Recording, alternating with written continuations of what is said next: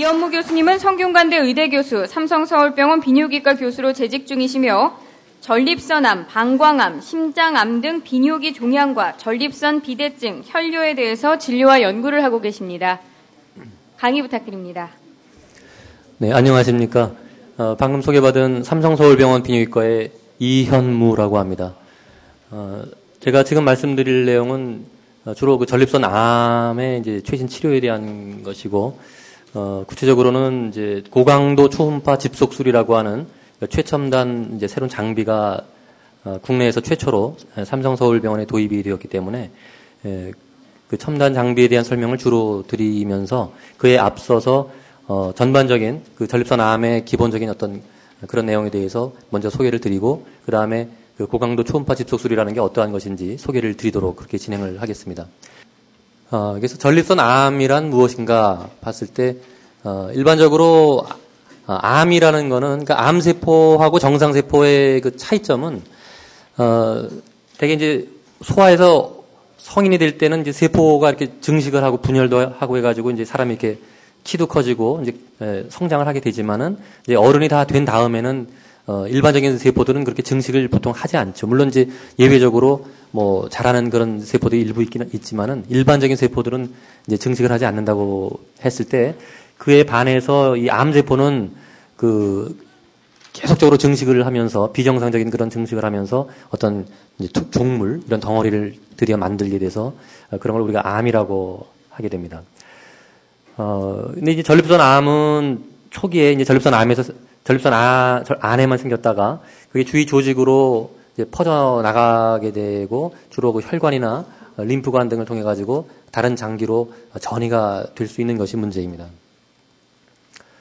전립선 암의 발생 빈도를 살펴보면은 대개 50세 이후에 집중적으로 발생하는 그런 암이고 연령이 증가에 따라 증가한다고 할 수 있겠습니다. 그래서 노령 인구가 증가함에 따라서 중요한 건강 문제로 대두되고 있는 현실이고 이 그래프에서도 보시면은 과거 80년대에 비해서 90년대로 오면서 그 미국의 경우에 전립선 암으로 진단받게 되는 그런 환자들이 계속해서 증가하고 있는 그런 것을 볼 수 있고 우리나라도 최근 들면서 그 평균 수명이 급격히 증가하고 있는 그런 상황. 그 다음에 또 전립선 암에 대한 그 혈액 검사를 통해서 아주 쉽게 진단할 수 있는 그런 또 상황의 변화.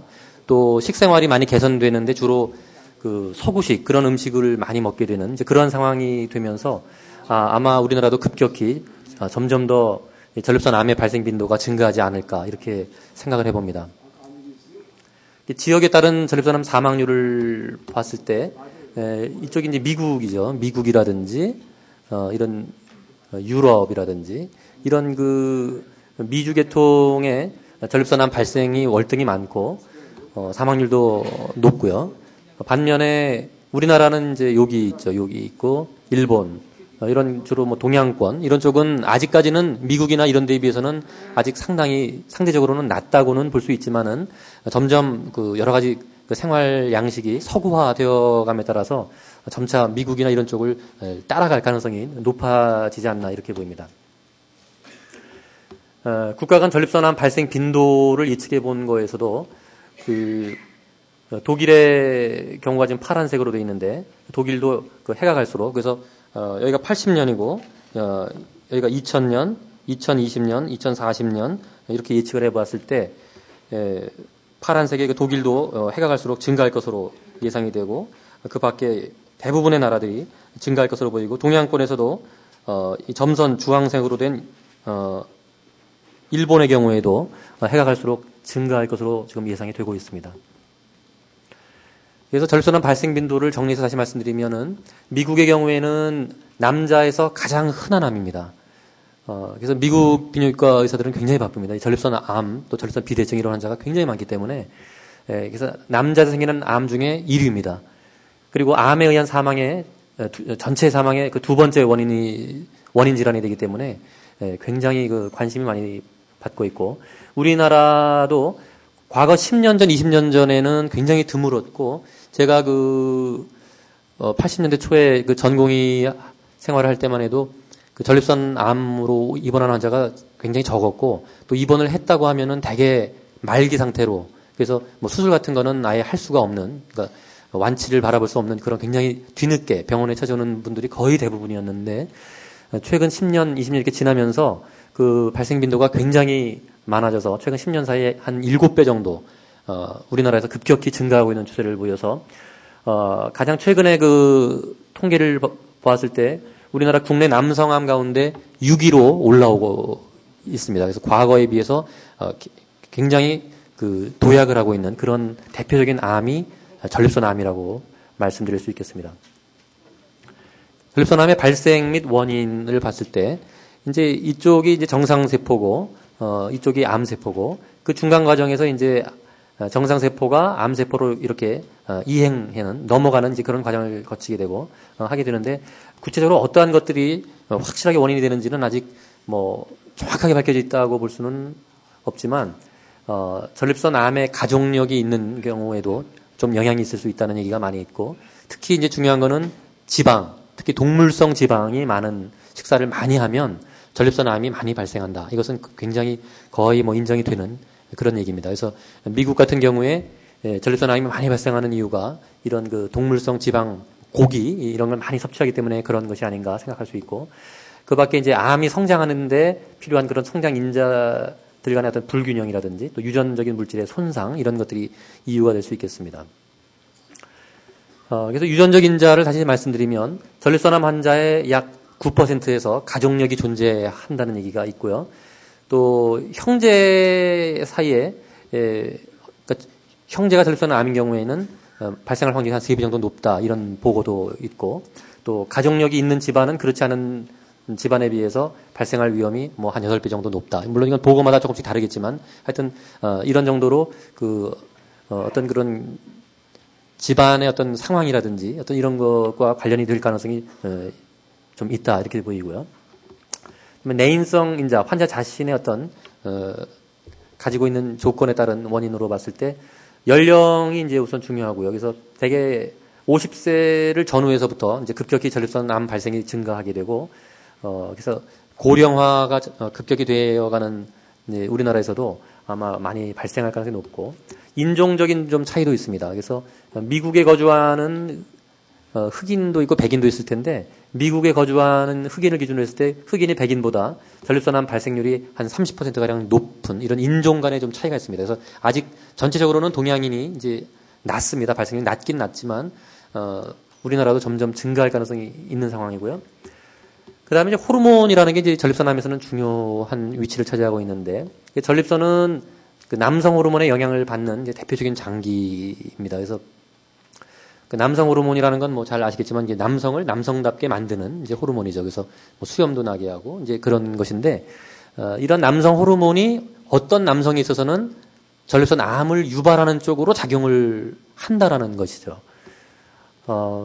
그래서 이런 동물 실험에서는 뭐 이런 것이 다 확인이 됐지만 물론 인체에서는 구체적으로 뭐 성 호르몬이 이렇게 전립선암 발생을 유발한다 이렇게까지는 밝혀지는 않았지만 간접적인 증거는 뭐 거의 뭐 인정되다시피 하는 그런 논리고 그래서 거세한 남자에서는 전립선암이 발생하지 않는다고 지금 알려져 있고요. 옛날서부터 해서 옛날에 뭐 환관이라든지 이런 사람들 이제 그런 경우에는 전립선암이 발생하지 않을 거로 이제 생각이 되고 그래서 또 인위적으로 어떤 인공적으로 우리가 어떤 거세적인 그런 거세에 준한 치료를 한다든지 이렇게 되면은 전립선암이 이렇게 퇴화하는 이제 그런 양상을 보여서 이제 이러한 것을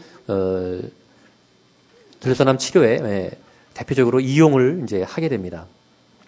환경적 인자는 같은 일본인이라 하더라도 일본에 살던 사람이 미국에 가서 10년, 20년 이렇게 살게 되면은 여러 가지 그 환경적인 그 영향을 이제 받게 되겠죠. 환경이 다르니까. 그러니까 환경이 다르다는 거에는 여러 가지가 있겠지만 대표적인 거는 식생활이 달라지고 뭐 고기를 많이 먹게 되고 일본에 있을 때보다 여러 가지 이런 이유가 복합되어서 일본에 사는 일본 사람보다 미국으로 건너가서 사는 일본 사람에서 전립선암 발생이 높고 우리나라도 마찬가지 현상이 지금 예상되고 있습니다. 시기에 굉장히 요즘 관심들이 많으신데 일단 전립선 암에 관해서 나쁜 것으로 생각되어지는 가장 대표적인 것은 역시 동물성 지방입니다. 그러니까 육고기, 것이 가장 대표적으로 나쁜 것이고, 좋을 것으로 이제 기대되어지는 성분. 이거는 뭐 과학적으로 뭐 우리가 어떤 약을 썼을 때 좋다 나쁘다 이런 정도의 그런 의미는 아니고, 좋을 가능성이 좀 있다고 해서 이제 많이 연구가 지금 활발히 되고 있는 이제 그런 정도의 기대되어지는 그런 성분에는 대표적인 이 밖에도 뭐 여러 가지 지금 연구들이 되고 있지만은 대표적인 것이 하나가 이제 리코펜이라는 성분인데, 이것은 토마토에 많이 들어 있습니다. 그래서 토마토를 빨갛게 만드는 그런 성분에 포함이 되어 있는데, 근데 이제 이것도 토마토를 뭐 그냥 주스로 먹는 경우에는 또 별로 도움이 안 된다는 얘기도 많고, 그래서 오히려 토마토를 약간 이 기름에 이렇게 불에 달궈서 요리를 하면 이런 리코펜이 이제 오히려 많이 바깥으로 나와서 그걸 섭취하게 되면 좋다. 이런 토마토에 대한 얘기가 많이 있고, 그다음에 셀레늄이라는 이런 성분도 많이 도움이 되지 않을까 이렇게 기대가 되는 이제 그런 것이 있고, 그밖에 여러 가지 비타민들 이런 것들이 좋을 것으로 좀 기대를 하면서 많이 연구가 되고 있는 그런 성분들입니다. 전립선은 이제 초기에는 이제 전이가 없다가 시간이 지나면은 다른 데로 드디어 이제 퍼져나갑니다. 그래서 모든 암은 시간이 지나 다른 데로 이렇게 퍼져나가는 거를 일반적으로 전이라 그러죠. 전이가 있느냐 없느냐에 따라서 그 운명이 크게 달라집니다. 전이가 없으면 그래도 상당히 승산이 있지만, 일단 전이가 발생했다고 하면은 말기암이 되는 거고, 말기암이 되면은 완치는 사실상 거의 힘들어지는 이것이 일반적인데, 물론 말기라 하더라도 암에 따라서 완치가 되는 암도 얼마든지 있지만은, 전립선 암은 말기인 경우에는 사실 완치를 바라보기는 굉장히 힘듭니다. 근데 우리나라는 과거에는 뭐 거의 대부분이 말기암 상태에서 사실 병원을 찾아오셨고, 최근에는 그래도 병원에 가서 건강검진도 많이 하시고 이제 이렇게 하다 보니까 과거에 비해서는 상당히 많이 좀 초기 상태에서 전립선 암이 발견돼서 병원으로 치료받으러 오시는 분들이 많아지고 있지만, 아직도 뭐 상당수는 아직도 전이가 될 때까지 모르고 지내다가 뒤늦게 치료하기 힘든 상태가 된 상태에서 뒤늦게 발견돼서 병원에 오는 분들이 아직도 많이 있습니다. 전립선암의 증상은 초기에는 특히 뭐 거의 증상이 없는 게 대부분입니다. 그래서 이게 문제고, 그래서 건강검진을 하지 않고는 발견하기가 거의 어렵습니다. 물론 이제 종양이 커지고 이제 상태가 좀 심각해지면 그때부터 증상은 발생하는데, 이미 증상이 발생할 정도에서 병원에 오시면은 상당히 많이 진행이 됐고 완치되기가 어려울 가능성이 높아진다고 볼 수 있겠고, 그래서 그런 여러 가지 증상에는 배뇨 증상, 또 소변에 뭐 혈뇨가 나온다든지, 또 사정할 때 이제 통증이 있다든지, 뭐 혈정자증이 있다든지, 이런 여러 가지 증상들은 있지만은 증상이 없는 경우가 대부분이라는 것이고요. 그래서 이제 전이가 되면은 그 전이 부위에 따른 이제 통증이 나타날 수는 있습니다. 그래서 전립선암은 대표적으로 뼈에 아주 전이가 잘 가는데, 그래서 뼈에 전이가 이게 이제 뼈 사진인데 이렇게 시커멓게 보이는 이런 부분들, 뼈 사진을 찍으면 이렇게 하얗게 허옇게 보여야 됩니다. 근데 이 척추뼈에 이게 아주 시커멓게 보이는 이런 부분은 이제 암이 거의 전이가 된 부분입니다. 그래서 암이 전이가 된 부분은 이 뼈 스캔이라고 그러죠. 동위원소 검사를 하면은 특히 이렇게 시커멓게 보입니다. 그래서 그 부분은 전이가 있다 이렇게 보이고, 그래서 이게 더 심하면은 척추에 이렇게 암이 퍼진 상태에서 더 진행돼서 뼈 속을 지나가는 그 척수, 그 신경을 눌러가지고 무슨 신경마비가 온다든지 이런 일까지 진행될 수도 있습니다. 그래서 이제 일반적으로 전립선암의 진단을 위한 검사를 말씀드리겠습니다. 그래서 직장 수지 검사라고 해서 이제 항문에 이제 손가락을 넣고서 이제 의사 선생님들이 전립선을 진찰하는 그런 방법이 있고, 피 검사, 혈액 검사를 통해서 전립선 특이 항원, 이거는 뭐 요즘 웬만한 분들도 다 아시더라고요. 그래서 영어도 다 잘 아시고 해서 PSA라고 이렇게 외래 와서 말씀하시는 분들도 많이 계신데, 그래서 전립선 특이 항원 PSA라는 거는 오늘 기억을 해주시면 아마 좋을 것 같고요. 그래서 이 피 검사가 도입이 되면서부터 그 전립선을 아주 잘 찾아내게 됐고, 그래서 과거보다 조기에 전립선암을 발견해내는 아주 결정적인 역할을 하게 된 것이 이 전립선 특이 항원입니다. 그 다음에 이제 경직장 초음파 검사, 이제 항문을 통해서 이 초음파 기구가 들어가서 전립선 내부를 확인해보는 그런 초음파 검사가 있고, 그래서 대개 이제 이런 검사를 통해서 전립선 암이 의심이 되면은 전립선에 대한 조직 검사를 합니다. 그러니까 바늘로 전립선을 찔러가지고 조직을 뽑아내서 진짜 암세포가 있는지 없는지를 확인하게 되고, 그래서 암이 나왔다고 하면 그 암이 초기 상태인지 혹시 다른 데로 이미 퍼져나가는지를 구별하기 위해서 MRI, 자기공명 영상하고 CT 이런 검사, 또 아까 말씀드렸던 골 주사, 뼈에 그 동위원소 검사를 한다고 아까 보여드렸죠. 이제 그런 검사를 하게 됩니다. 그래서 그 검사들을 다시 하나하나 구체적으로 좀 차근차근히 말씀드리면은 직장 수지 검사. 그러니까 수지라는 거는 이 손가락을 말하는 거죠. 그러니까 보통 의사의 오른쪽 요 손가락 하나로 그 항문에다가 이제 글러브를 끼고서 고무장갑을 끼고서 젤리를 바르고서 이렇게 살살 항문에 넣어 보면은 그 전립선의 그 표면을 만져볼 수가 있습니다.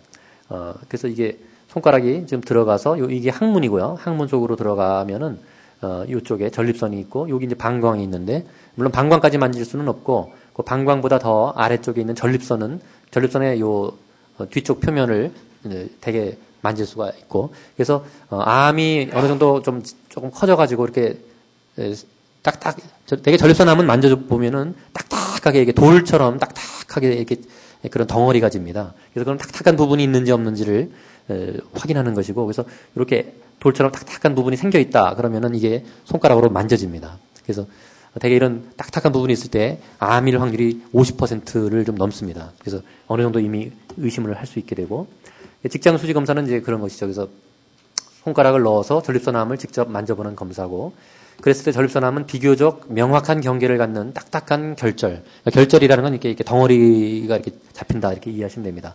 그래서 그거로 의사들이 이제 구별을 하게 되고 혈액 검사는 이제 아까 말씀드렸던 전립선 특이 항원 PSA라는 검사가 있는데 그래서 이것이 도입되면서 그 전립선암의 진단에 아주 획기적인 어떤 그런 변화를 가져왔고 또 어떤 치료를 전립선 일단 암에 대해서 치료를 한 후에 그 치료 후에 암이라는 게 뭐 어떤 수술이든지 뭐 무슨 수술 치료든지 치료만 딱 하고서 100% 완치가 되면은 얼마나 좋겠습니까만은 결국 암이라는 것이 그렇지가 않기 때문에 문제고 그래서 결국 수술을 하든 뭐 어떤 치료를 하더라도 일부는 완치가 되지만 또 일부는 그 치료만 가지고는 완치가 되지 않고 이렇게 재발을 결국 겪게 되는 이제 그런 경우들이 흔히 있는데 그런 재발을 했는지 안 했는지를 가장 비용도 저렴하게 손쉽게 비교적 정확하게 판단할 수 있는 것이 바로 또 이 전립선 특이 항원이어서 굉장히 지금 그 중요하게 활용되고 있습니다.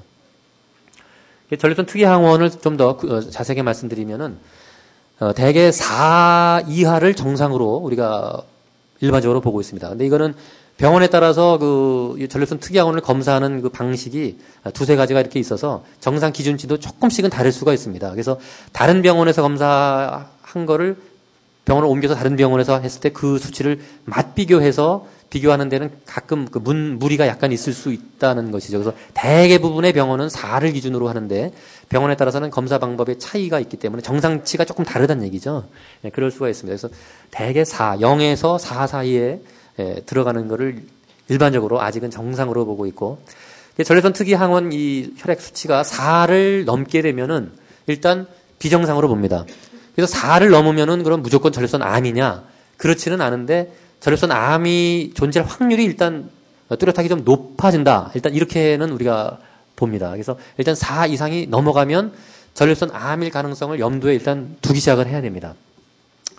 근데 4를 넘더라도 암이 아니면서도 이렇게 4를 조금 넘는 경우들도 사실은 상당히 좀 많이 있을 수 있습니다.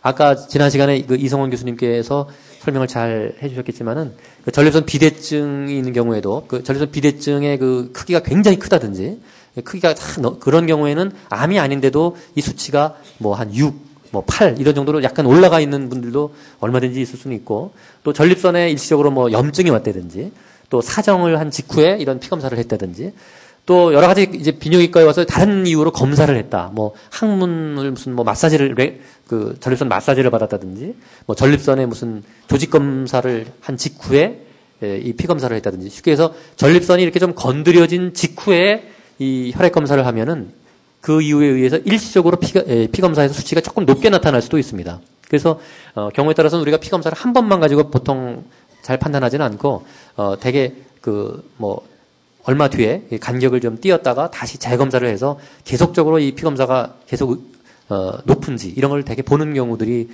있는데 그 이유가 바로 여기에 있습니다. 그래서 암이 아닌 경우에도 올라가는 경우가 왕왕 있기 때문에 그다음에 경직장 초음파 검사는 아까 그 손가락이 들어가서 그 전립선을 만져본다 그랬는데 그와 같은 경로를 통해서 그러니까 항문을 통해서 그 초음파 검사 장비가 들어가서 그 초음파를 정밀하게 이렇게 크기도 재보고 전립선 안에 무슨 이상 소견이 없는지 그런 걸 보는 이제 그런 검사가 있는데 그래서 일부에는 이 초음파 검사만 가지고 암을 발견해내는 경우도 물론 있지만은 대개는 그 아까 말씀드렸던 항문 그 진찰이라든지 또 혈액 검사 PSA 그게 훨씬 더 그 중요성이 높습니다.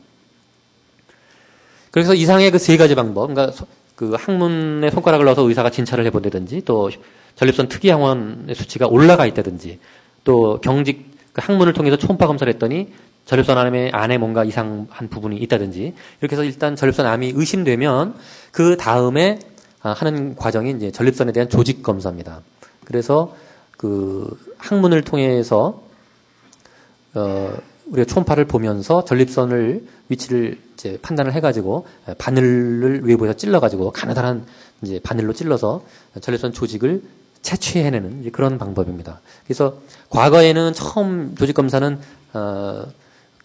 그 임의로 뭐 몇 군데 이렇게 이제 하다가 그게 이제 얼마 전에는 이제 확률이 제일 높은 6군데를 조직 검사를 또 하기도 하다가 최근에는 6군데만 해서는 조금 암인데 놓치는 경우가 이제 또 있지 않나 그래서 8군데, 10군데 이렇게 조직 검사 숫자를 지금 조금씩 늘려가고 있어서 대개 병원에 따라 좀 차이는 있지만 한 6군데에서 보통 한 10군데 또 병원에 따라서는 뭐 12군데 그 이상 이렇게 하는 경우도 있을 겁니다. 그래서 병원마다 조금씩 다른데요. 일단 조직 검사를 해서 이제 한 일주일 뒤에 외래에 오시면 이제 조직 결과를 설명을 들으시게 되고, 그랬더니 일단은, 저희 병원 같으면 이제 보통 8군데 내지 10군데 이제 조직 검사를 하는데, 10군데 다 했는데도 한 군데에서도 암세포가 이제 나오지 않았다. 그러면은, 암이 아닐 확률이 이제 굉장히 상대적으로 많아졌다고 볼 수는 있지만, 그러나 완전히 이 조직 검사 한 번만 가지고 100% 암이 이제 아닙니다라고까지는 얘기하기는 아직은 조금 이른 그런 부분이 있습니다. 그러니까 조직 검사라는 거는 전립선 암이 큰 덩어리가 있고 거기서 물론 암이 존재할 확률이 제일 높은 확률적으로 가장 높은 곳을 우리가 다 조사를 통해서 밝혀서 그 부분을 조직 검사를 해서 확률이 높긴 하지만 그렇다 하더라도 표본 조사기 때문에 암이 다른 데 있는 거를 조직 검사가 놓칠 수 있는 확률이 일부 있습니다. 그래서 그런 경우에는 일단 뭐 한 몇 개월씩 이제 간격으로 다시 그 전립선 특이항원의 수치가 어떻게 변화하는지를 장기적으로 좀 더 보게 됩니다. 그래서 그 수치가 의외로 좀 뭐 떨어질 수도 있고 그죠? 그렇게 올라가지 않고 비슷한 정도로 계속 뭐 1년, 2년 지나도 계속 유지가 된다든지 그러면 뭐 계속 좀 경과를 볼 수도 있고 이렇게 경과를 또 보는데도 불구하고 피 검사 수치가 계속 높거나 오히려 상승하거나 처음에는 한 5 이 정도 높았는데 6개월, 뭐, 1년 이렇게 지나면서 자꾸 피검사를 해보니까 6, 7 이런 식으로 조금씩 자꾸 올라가는 추세가 또 보인다든지 이런 경우에는 조직검사를 한 번 더 하게 됩니다. 그래서 조직검사를 2번 내지는, 경우에 따라서는 드물긴 하지만 3번까지 또 하는 경우도 있습니다. 그래서 필요한 경우에는 2번째 조직 생검도 하게 됩니다. 조직검사를 했더니, 전립선 암으로 또 나오는 경우가 있겠습니다. 그래서 전립선 암으로 나왔다.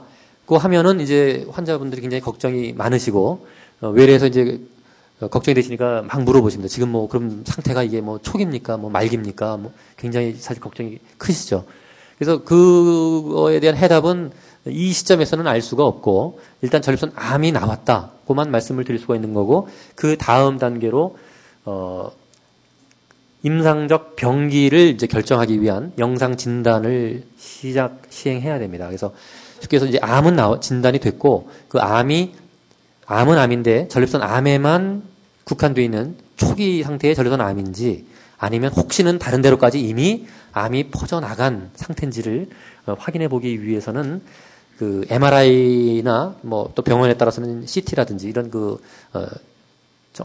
전신 확인하는 그런 검사를 해야 되고 또 아까도 말씀드렸지만 전립선 암은 특히 그 뼈로 잘 퍼져나가기 때문에 뼈에 대한 골이라는 게 뼈입니다. 뼈 주사라는 거는 이제 동위원소 스캔 이제 그런 그러니까 뼈에 대한 이제 동위원소 검사를 일반적으로 하게 되고 물론 암 상태가 아주 초기일 것이 거의 틀림없다든지 이런 경우에는 이런 검사를 병원에 따라서 또는 의사에 따라서 생략하는 경우도 있긴 있지만 되게 일반적으로는 이런 검사를 한다라고 아시면 되겠고요. 그래서 이제 병기 결정을 위한 검사가 지금 말씀드린 이제 이런 두 가지입니다. 그러니까 자기국명 영상, MRI하고 뼈 사진. 그래서 이제 MRI를 찍으면은 여기 둥그렇게 보이는 게 이제 방광이 있고 그 밑에 전립선이 이제 이렇게 보이고요. 이쪽에 그 뼈 사진이 이렇게 있고 아까도 말씀드렸지만은 그 뼈에 거뭇거뭇하게 보이는 부분들은 전립선 암이 전이가 발생한 이제 그런 상태로 보시면 됩니다. 그 다음 전립선암의 이제 치료가 되겠습니다. 그래서 이제 지금까지의 진단 과정을 거쳐서 전립선암으로 조직 검사에서 확인이 됐고 MRI하고 뼈 주사를 통해서 전이가 있는지 없는지 이제 이게 구별이 되었을 겁니다. 그러면은 전립선암의 이제 진행 정도에 따라서 치료 방침이 달라지게 되는데 그런 검사, MRI라든지 뼈에 대한 동위원소 검사를 했더니 더 이상 이상 소견은 없더라. 즉 전이는 없더라. 이렇게 결과가 나오면 전립선암에만 국한된 비교적 초기 상태의 전립선암이라고 우리가 판단을 하게 되고 그런 경우에는 전립선암을 완치시킬 수 있는 가능성이 있습니다. 높습니다. 그래서 그런 경우에는 완치를 시켜볼 목적의 치료를 하는 것이 원칙입니다. 그래서 기존에 그런 완치를 시켜볼 수 있는 목적의 치료에는 수술을 하는 방법하고 방사선요법 이 두 가지가 있었습니다. 그래서 그 중에도 이제 수술하는 것이 완치를 기대할 수 있는 가장 확실한 치료 방법임에는 틀림이 없습니다.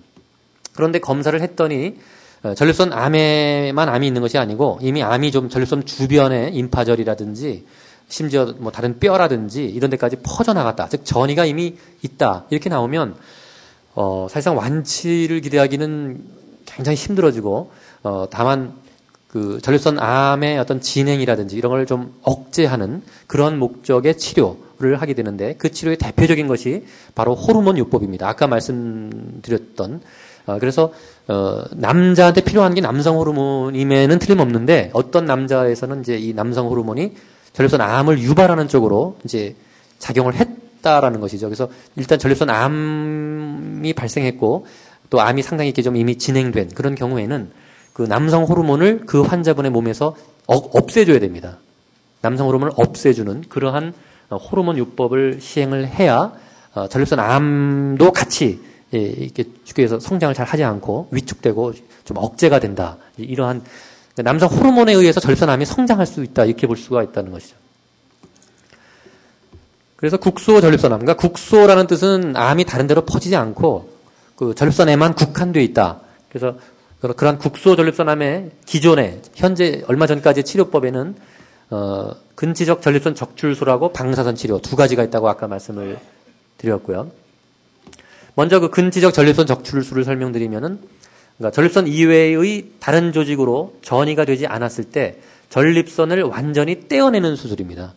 그러니까 이거는 아까 그 전립선 비대증 강의 시간 때 이렇게 뭐 요도를 통해서 그 요도를 막고 있는 전립선의 조직의 일부를 뭐 내시경 수술로 깎아낸다든지 레이저로 깎아낸다든지 하는 개념과는 이건 전혀 다른 것입니다. 이거는 전립선 전체를 완전히 제거하는 그러한 수술을 말하는 것이죠. 그래서 수술을 접근해 들어가는 방법은 크게 전 세계적으로 두 가지가 있습니다. 그래서 그 아랫배, 그러니까 배꼽 아래로 절개를 해서 이 복막 안으로는 물론 접근을 하지 않고 복막 바깥으로 해서 들어가는 수술 방법이 있고 또 하나는 회음부 쪽으로 해서 그 접근하는 두 가지 수술 방법이 있는데 대개 그 수술 성적은 약간씩의 차이는 있지만 전반적으로 봤을 때는 대동소이한 것으로 되게 알려져 있습니다. 그래서 근치적 전립선 적출소를 먼저 말씀드리면은 국소 전립선암 환자 가운데 남은 수명이 10년 이상인 경우 최선의 치료법이다. 이렇게 돼 있고 마취 혹은 수술 관련 위험성이 높지 않은 환자에게 주로 적용된다.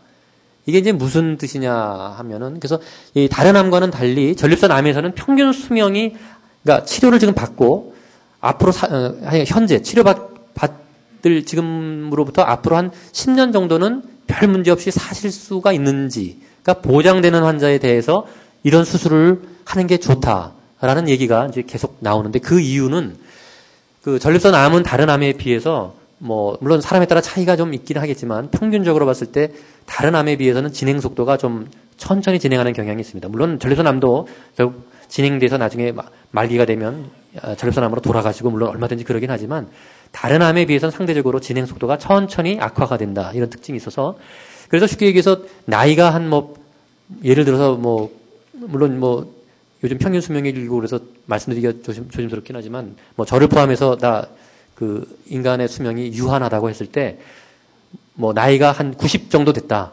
이런 분인데 검사를 했더니 전립선 암이다. 근데 다른 데 검사했더니 다른 데 퍼지지는 않고 아주 초기다. 이런 경우에는 아마 어느 의사한테 비뇨기과 의사한테 가더라도 치료할 필요 거의 없다라고 얘기를 하실 겁니다. 그 이유는 나이 90 정도 되신 분이 전립선 암을 아무 치료를 않고 그냥 방치하더라도 암으로 돌아가실 확률은 별로 없고 다른 이유로 심장마비가 오거나 폐가 나빠지거나 뇌에 무슨 경색이 오거나 다른 이유로 돌아가실 확률이 훨씬 많다라고 보는 것이죠. 그래서 그 기준을 대개 지금으로부터 어떤 치료를 할 이 시점으로부터 한 10년은 다른 이유로 돌아가실 확률이 별로 없을 때, 그러니까 건강할 때, 심장마비 올 확률이 별로 없고, 무슨 당뇨, 무슨 이런 질환이 다 없고, 굉장히 건강하다고 보일 때.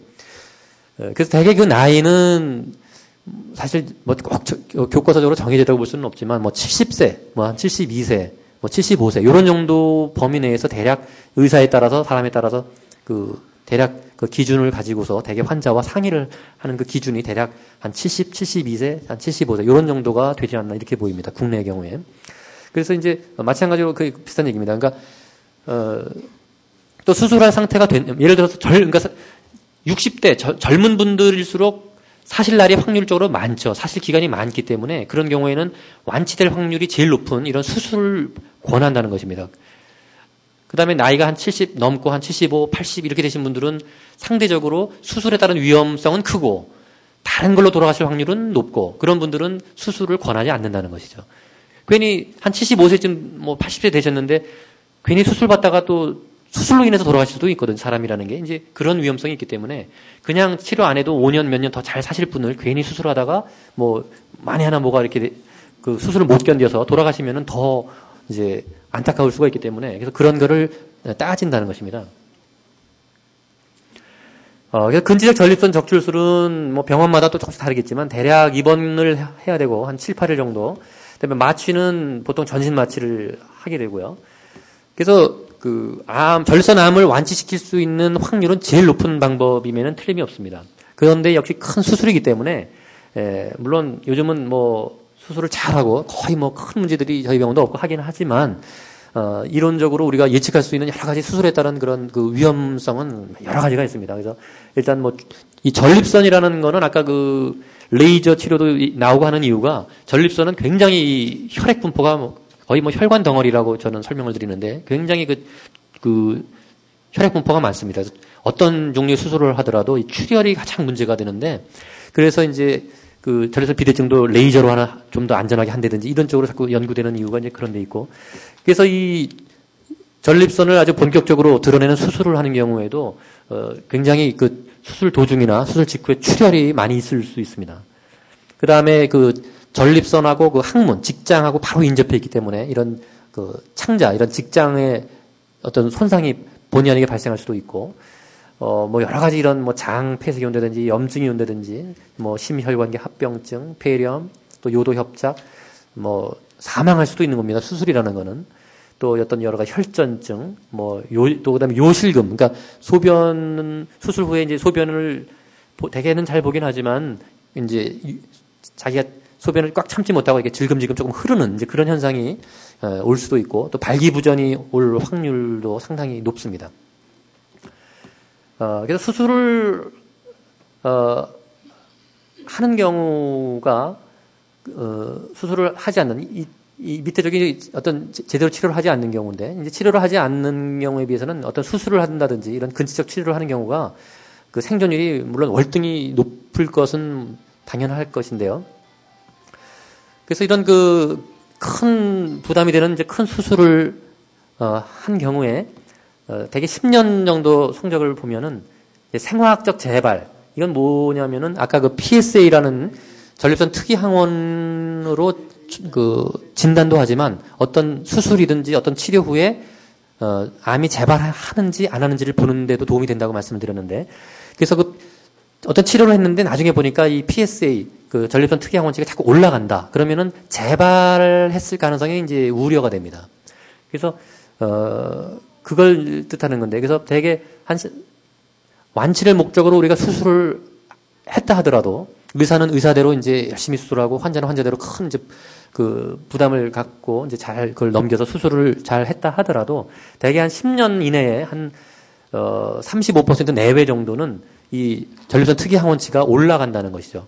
물론 이 올라간다고 해서 이 올라가는 사람이 다 암이 재발한 거는 아니고 일부는 암이 재발하지 않았는데도 올라가는 경우가 일부 있을 수는 있지만 일단은 재발했을 가능성이 좀 의심이 되는 이제 그런 확률이 이 정도 됩니다.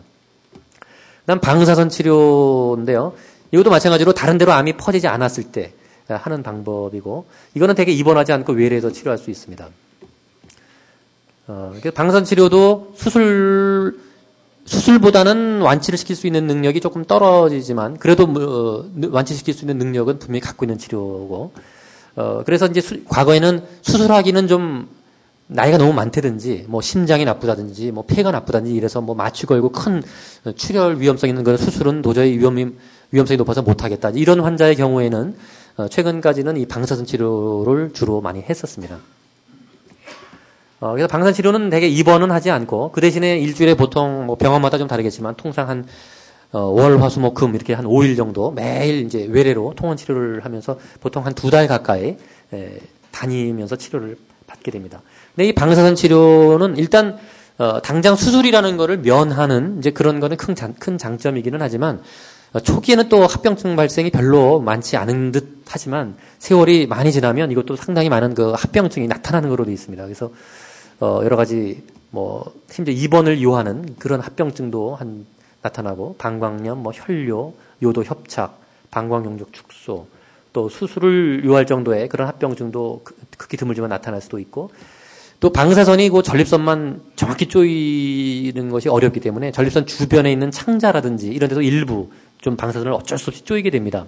그래서 그런 거에 의해서 쉽게 해서 창자 이런 데 일부가 좀 허는 거죠. 그래서 막 설사가 난다든지, 뭐 직장염, 뭐 또 항문 이런 데가 협착이 온다든지, 또 출혈을 한다든지 이런 거로 좀 고생을 할 수도 있고, 또 발기부전도 이것도 얼마든지 또 많이 올 수가 있습니다.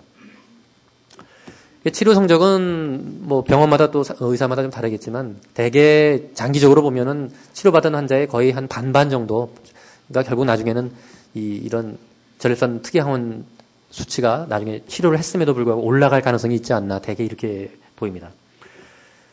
전립선암의 특성은 아까 말씀드렸지만은 다시 이제 말씀드리면 다른 암에 비해서 암의 진행 속도가 상대적으로 좀 느린 특징이 있고, 그래서 이미 말씀드렸지만 그래서 전립선암은 다른 암에 비해서 남은 수명이 10년 미만인 경우에는 이런 수술이라든지 이런 거를 일반적으로 잘 권하지 않는 이제 그런 상황이 존재하는 것입니다.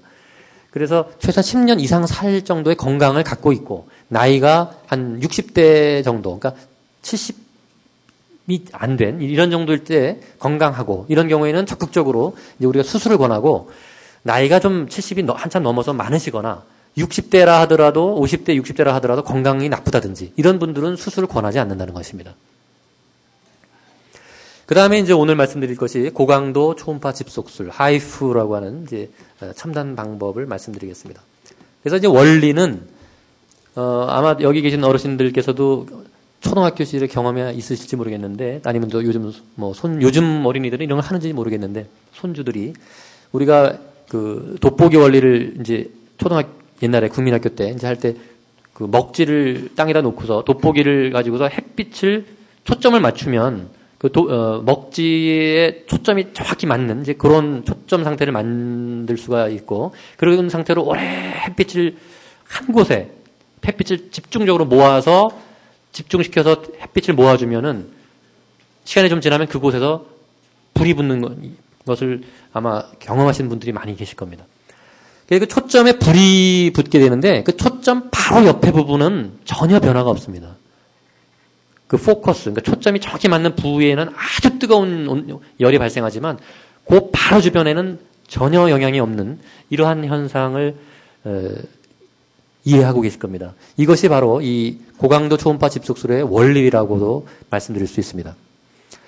그래서 고강도 초음파 집속술은 기존의 초음파와 원리가 동일한데, 그러니까 우리가 왜 건강검진할 때 뭐 이게 진단하기 위해서 초음파를 다 흔히 하지 않습니까? 그러면, 그럼 그 초음파도 무슨 하면 뭐 해가 있느냐. 전혀 그런 게 아니고, 그 초음파는 아무런 거의 뭐 해가 없습니다. 그래서 그런 초음파는 이제 통과하는 과정에서 아주 가벼운 열이 만약에 발생할 수 있다 하더라도 이 혈액이라든지 몸 안에 이런 순환을 통해서 바로바로 다 거의 영향이 없을 정도로 없어져 버리다시피 하기 때문에 몸에 거의 해가 없다고 볼 수가 있는데, 고강도 초음파 집속술은 초음파 원리는 원리인데 아까 말씀드렸던 돋보기로 태양의 빛을 한 군데로 모아주는, 초점에 집중시키는 그런 식으로 이 초음파를 집중시키는 겁니다.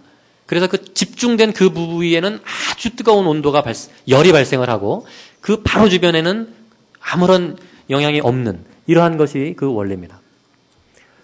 그래서 그런 설명입니다.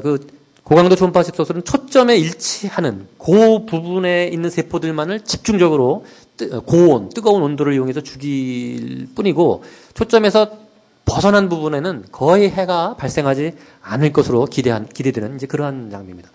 그래서 같은 이제 원리를 그림으로 말씀드리면, 이러한 이제 초음파 발생 장치가 있습니다. 이제 돋보기라고 생각하시면 되죠. 돋보기가 이렇게 있고, 이쪽에 태양이 빛이 쭉 들어왔을 때 이렇게 하나의 이 먹지가 여기 있고, 여기에 초점이 모아지면, 이 부분에만 아주 뜨거운, 열이 발생한다는 것이죠. 그래서 심지어 먹지에 불이 붙지 않습니까? 그러니까 이러한 식으로 체내에서도 이 초음파가 요 부위에 집중되면서 요 부위에 아주 뜨거운 열이 발생하면서 그 부위에 있는 세포들을 죽일 수가 있는 겁니다. 태워버리는 거죠. 그래서 그 부분에만 아주 뜨거운 이런 어떤 온도 변화가 나타난다. 이런 것이고, 그래서 좀 더 이걸 이제 실제 장비와 맞물려 설명드리면, 이렇게 이제 초음파를 발생하는 장비가 있고, 거기서 이렇게 초점을 한 군데에 모아주면, 이 부분이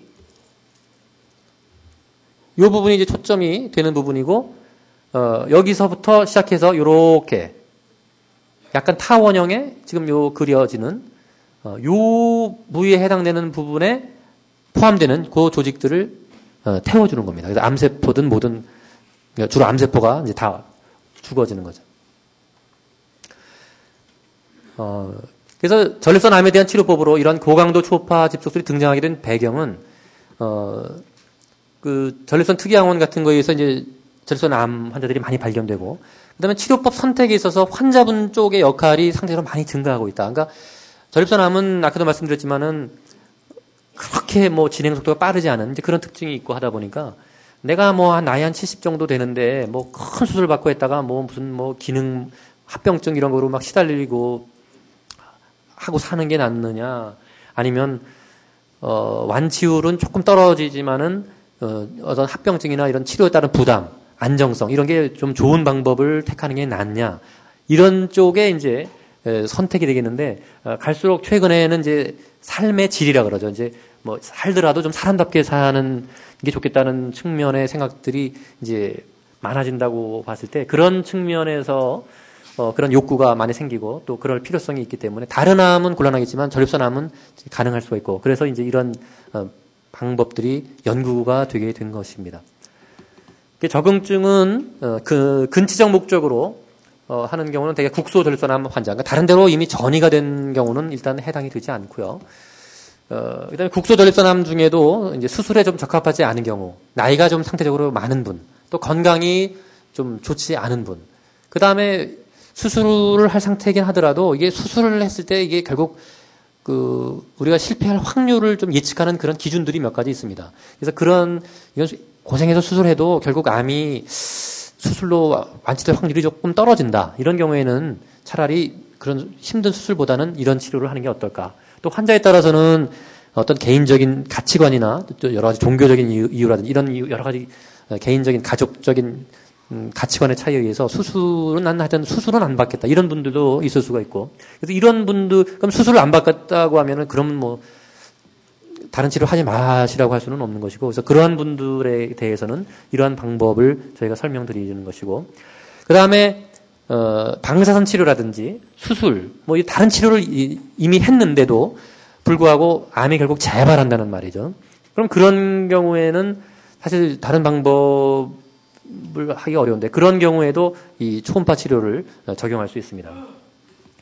금기증은 뭐 이런 몇 가지가 있는데 이거는 이제 의사들이 판단을 되게 해드리는 것이고, 장점은 이거는 전립선 근처에 무슨 바늘을 찌른다든지 이런 것조차도 전혀 필요 없이 완전히 바깥에서 그냥 초음파만 쏴서 몸을 뭐 뚫고 뭐 칼을 내는 거 이런 거 물론 없고, 뭐 조직을 뭐 바늘로 뚫는다든지 이런 것조차 전혀 없이 완전히 바깥에서 초음파를 발생시켜서 전립선 내부의 조직을 들어가서 암을 죽이는 이제 그런 방법이고, 그 다음에 이거는 되게 치료하고 한 3, 4개월 보통 지나면은 치료가 잘 됐는지 아니면 또 추가 치료를 해야 되는지 이런 거를 좀 빨리 판단할 수 있는 게 장점이고, 삶의 질 측면에서 뭐 이거는 거의 뭐 큰 영향이 없고, 그 다음에 이거는 한번 치료했다가 상당수는 완치 가능성이 있을 것이고 또 일부는 완치가 안 될 수도 물론 있는데, 모든 치료가 그렇지만 만약에 완치가 안 된 것 같다 할 때는 추가 치료를 얼마든지 반복할 수가 있습니다. 그래서 추가 치료에 따른 부담이 별로 없고요.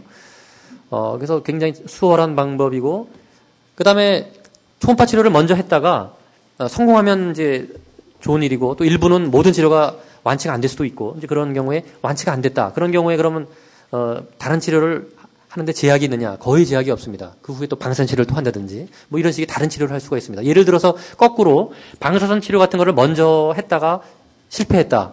그럼 그 뒤에 다른 치료를 하려고 그러면 굉장히 어렵습니다. 방사선 치료하고 나면 조직이 굉장히 딱딱해지고 막 이렇게 변화가 많이 오기 때문에 그 뒤에 수술하기도 어렵고 다른 치료하기도 굉장히 어렵고, 그런 다른 치료를 하면은 합병증이나 이런 후유증 발생이 굉장히 증가하기 때문에 의사들이 수술 같은 거 거의 잘 안 하죠. 이제 이런 일들이 있는데, 이 초음파는 초음파 치료를 먼저 하더라도 상대적으로 그 다음 다른 치료를 또 하더라도 좀 크게 영향이 없다. 시술 과정은 시향의 전날은 뭐 관장 정도 하고, 그 다음날 이제 진짜 시술하는 날은 척수 마취 정도는 보통 합니다. 그래서 이 시술하는 동안에 환자분 몸이 움직이면 안 되기 때문에 척수 마취 정도로 하고, 그 다음에 치골 상부 방광루 설치 수혈해서 이 배꼽 밑으로 수술 후에 이제 그 소변을 잘 보는지 뭐 그 경과를 좋게 하기 위해서 그냥 임시로 이렇게 배꼽 밑으로 가느다란 그 카테터라 그러죠. 그거를 설치하는 거를 간단히 하고, 그 다음에 이건 꼭 해야 되는 건 아닌데는 좀 더 수술 후에 경과를 좋게 하기 위해서 전립선 비대증일 때 전립선 커진 거를 요도를 뚫어주는 그런 수술을 한다고 아마 강의를 들으셨을 텐데, 그런 수술을 간단히 이렇게 해준 다음에 그 다음에 이제 시술을 합니다. 그래서 시술하는 방법은 환자를 옆으로 눕히고 항문을 통해서 항문 안으로 이제 초음파 발생 장치가 들어가서 초음파를 하게 되고, 그래서 이제 이게 실제 항문 안으로 들어가는 그 장비입니다. 그래서 한 가지 장비 가지고 우리가 진단할 때 쓰는 초음파처럼도 되고, 요게 이제 요소로 다시 말려 들어가고, 요 부분만 남으면 여기서 이제 진짜 초음파 치료하는, 암을 죽이는 그 초음파가 발생되는, 이제 이게 동시에 작용되고, 그래서 이게 그걸 그림으로 설명한 겁니다. 그래서 요거는 이제 초음파를 통해서 영상 진단을 이제 이렇게 합니다. 그래서 전립선의 위치가 어딘지 이렇게 다 보고, 그 다음에는 이제 치료할 때는 요거는 뒤로 후퇴를 시킨 다음에 요 부분에서 초음파를 전립선을 향해서 발생을 시키면서 치료를 하게 됩니다. 이건 실제 시술 장면입니다. 그래서 척수 마취를 한 다음에 환자가 이렇게 오른쪽 옆으로 이렇게 누워 있으면은 요 장비가 항문 안으로 들어가서 치료를 하게 되고, 무슨 뭐 어딜 째거나 뭐 바늘로 찌르거나 이런 것조차 전혀 없습니다. 그래서 이제 실제 시술하는 장면이고, 그래서 뭐 환자 몸에 대해서 제가 뭘 하는 거는 전혀 없습니다. 이 장비만 삽입을 하고, 저는 이 컴퓨터 이 모니터 앞에 앉아서 이 전립선을 다 초음파로 관찰할 수가 있고, 그래서 전립선 부위를 설정을 해서 그 전립선에 해당되는 그 부위에 대해서 이제 초음파를 발사하는 이제 그거를 이 컴퓨터 조작으로만 다 하면은 자동적으로 치료가 됩니다. 그래서 이제 실제로 제가 아까 그 컴퓨터 모니터 화면으로 보고 있었던 화면이 바로 이제 요 화면입니다. 그래서 전립선 조직이 여기 있고, 그러면은 이제 이런 여러 가지 이런 걸 그려서 그러니까 이게 하나의 이제 한 평면이 되고 이걸 여러 개로 나눠 가지고 초음파를 쏘는데 이제 초음파가 요렇게 돼서 요 부분에 지금 초점이 맞는 상태입니다. 그래서 여기서 초음파를 발사를 하면은 이 지금 길이 여기서부터 여기까지에 해당되는 굉장히 긴 여기까지가 뜨거운 열이 발생하면서 요 부위에 있는 암세포를 이제 죽이고, 그래서 요거 차례 해가지고, 지금 이제 빨간색은 치료가 초음파가 발생이 이미 끝난 조직이고, 이쪽은 이제 앞으로 발생을 해서 또 치료해야 되는, 그래서 이런 식으로 해서 쭉 초음파를 발생하게 됩니다. 그래서 이제 시술 과정을 동영상으로 잠깐 설명을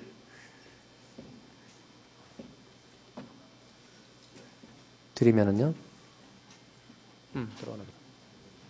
그래서 이제 아까 보셨던 이제 그 모니터고, 요게 이제 그 장비고, 이게 초음파 발생하는 그 장비입니다. 그래서 여기서 이렇게 하나를 발생시키면서 한 평면을 쭉 쏘고, 그 다음 평면을 또 쏘고, 그 다음 평면을 초음파가 쏘고, 이게 쭉 모여가지고 전립선 전체를 이제 다 쏘게 되고, 이게 이제 그 초음파 발생 바로 장치입니다. 그래서 아까 보였던 그런 그림들이고, 여기 들락날락하고, 실제로는 여기서 이제 초음파 발생이 되고, 이렇게 해서 전립선을 하고, 이게 이제 요도 내부고, 양쪽에 전립선이 있고, 실제로 시술하는 장면은, 이렇게 해서 아까 사진에서 보셨듯이, 요 초음파 발생 장치만 항문에다가 살짝 집어넣는 것이 다합니다. 그래서 그 나머지는 그 특수구 컴퓨터를 통해서, 치료를 하게 되고요.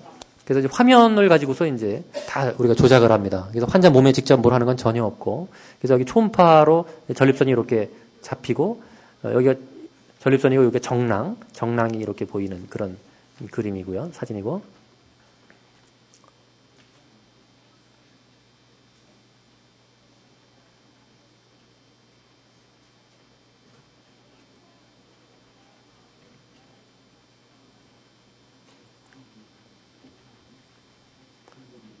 그래서 이제 실제로 이제 치료를 다 준비를 한 다음에 초음파를 이제 쏘기 위한 이제 그 상태로 들어가고, 그래서 이제 여기 요 밑에가 항문이 있기 때문에 항문으로부터 일정 거리를 안전하게 띄어서 요 앞에 전립선이 있는데 이 부분에 대해서 초음파를 쏘게 됩니다. 그래서 컴퓨터상으로 쏴야 될 부분을 이렇게 다 표시를 한 다음에 쏘게 되면 이렇게 빨갛게 나타나는 부분, 빨갛게 나타날 때 이제 초음파가 거기 쪼여지는 겁니다. 그래서 이 부분은 지금 이제 치료가 다 끝난 거고, 빨간 쪽은 이 빨간색은 이미 치료가 끝난 부분이고, 초록색, 녹색은 이제 또 치료가 되는, 이런 식으로 계속해서 한 평면을 치료를 해서 여러 개의 평면을 단기적으로 치료를 하면은 이제 입체가 되니까 치료가 끝나게 됩니다. 그래서 그런 식으로 쭉 한 평면 한 평면을 쭉 모으면 입체가 되니까 전체 치료가 진행이 되게 됩니다. 시술한 후에는 뭐 거의 부담이 없어서 시술 당일날 뭐 식사도 다 할 수 있고, 대개 진통제가 거의 필요가 없고요. 퇴원은 보통 시술하고 한 이틀 후 정도에 퇴원하는데, 아마 이게 좀 더 많이 하고 큰 문제가 없다고 보면 뭐 더 단축하거나 당일 치료 쪽으로 갈 가능성도 있지 않을까 보이는데, 그래서 이제 거의 마지막으로 이제 치료 성적은 다만 이제 이 초음파 치료는 그 역사가, 물론 첨단 장비라는 게 다 그렇죠. 역사가 이제 최근에 나온 거기 때문에 치료한 역사가 아주 오래되지는 않았는데, 그래서 그 96년도 대개 유럽에서 이제 많이 했습니다. 유럽. 그래서 96년도에 처음 나올 때는 음성 조직 생검률이라는 건 뭐냐면은 초음파 하고서 한 뭐 1년 뒤에 조직을 다시 조직 검사했더니 전립선에 암세포가 하나도 안 나왔다. 이거를 그러니까 암세포가 안 나왔다는 뜻이죠. 이제 그 확률이 초기에는 한 50% 이러다가 2004년도에는 93.4%라는 굉장히 높은 성적들이 나오고, 그 다음에 조직 생검 결과가 역시 암세포가 안 나오면서 그 전립선 특이항원이 4 이하로 동시에 만족할 이런 확률은 옛날에는 한 50%였다가 2002년도에 보고에는 한 87% 정도로 나타나고, 또 그 전립선 특이항원 최저치가 0.5 이하로 유지될 확률이 옛날에는 한 55%였던 것이 2004년에는 한 83%였다고 보고가 되고 있어서, 초기에 비해서 지금 자꾸 치료 방법에 자꾸 개선이 되고, 이런 과정에서 최근에는 굉장히 그 치료 성적이 더 좋아지고 있다고 이렇게 보입니다. 부작용은 제가 그 뭐 설명서에는 굉장히 모든 부작용을 제가 다 써드렸습니다. 그러나 그런 부작용이 다 나타난다는 건 아니고 또 나타나더라도 대개는 가볍고 일시적인 부작용이고 그래서 또 최근에 치료 방법이 자꾸 개선됨에 따라서 부작용 발생 빈도도 급격히 감소하고 있고 그래서 되게 유폐, 그러니까 시술 후에 일시적으로 이렇게 좀 아무래도 조직이 열 처리를 했기 때문에 열로 치료했기 때문에 좀 부어가지고 일시적으로 소변을 좀 못 본다든지 좀 그런 경우가 있을 수가 있는데 그런 경우는 한 100명 중에 한 6명 정도. 그다음에 요실금은 0에서 한 100명 중에 한 명도 없거나 한 14, 5명 정도. 성기능 장애는 한 32%에서 한 52% 내외. 이런 정도로 되게 환자분들은 뭐 되게 크게 불편해하지 않는 것으로 보입니다. 생각해봤던 것보다 좀 제가 설명을 많이 드린 것 같은데요. 일단 그래서 강의를 마치고 뭐 궁금한 게 있으면 강의 시간 내나 아니면 끝난 뒤에도 제가 최대한 답변을 해드리겠습니다.